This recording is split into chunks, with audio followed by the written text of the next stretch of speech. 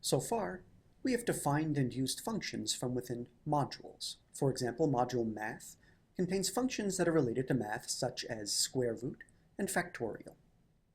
It turns out that values, also known as objects, can contain functions as well. Functions inside of objects are called methods.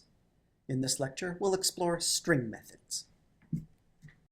As a quick review, to use a function that has been defined inside module math, we first import math, which creates a variable called math that refers to the module object that contains the various math functions, and then to call one of these functions, we use that math variable. We will do the same kind of thing to call string methods. Here is a quote from Lewis Carroll's Alice in Wonderland. We can get a new string that has all the uppercase letters replaced with their lowercase equivalents by calling the lower method inside the White Rabbit object.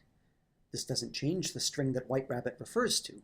It produces a new string, so White Rabbit still refers to the original string. In order to find out which methods are available, we can use dir. We can get the same answer if we use type stir instead of variable White Rabbit. We can ask for help on any of them. Return a copy of the string s converted to lowercase. Let's look at the help for string method count. Return the number of non-overlapping occurrences of substring sub in string s, starting in index start and going to index end. These square brackets indicate optional parameters. If I just say string.count with one argument, then it'll just look everywhere in the string. Otherwise, it'll start at index start and go to index end.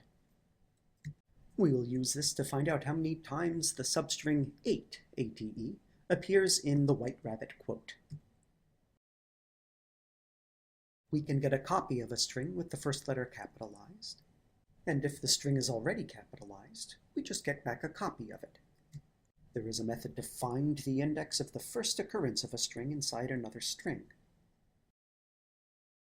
We can specify a starting index. This asks for the first index of late that starts at or after index 7. If the substring doesn't appear inside the string, -1 is returned. Find is case sensitive.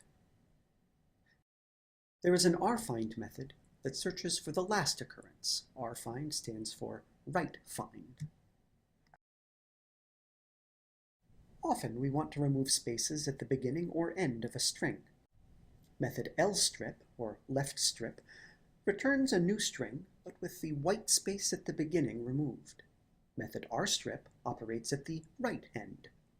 If we would like to remove white space from both ends, we use the strip method. None of these modify the string that s refers to.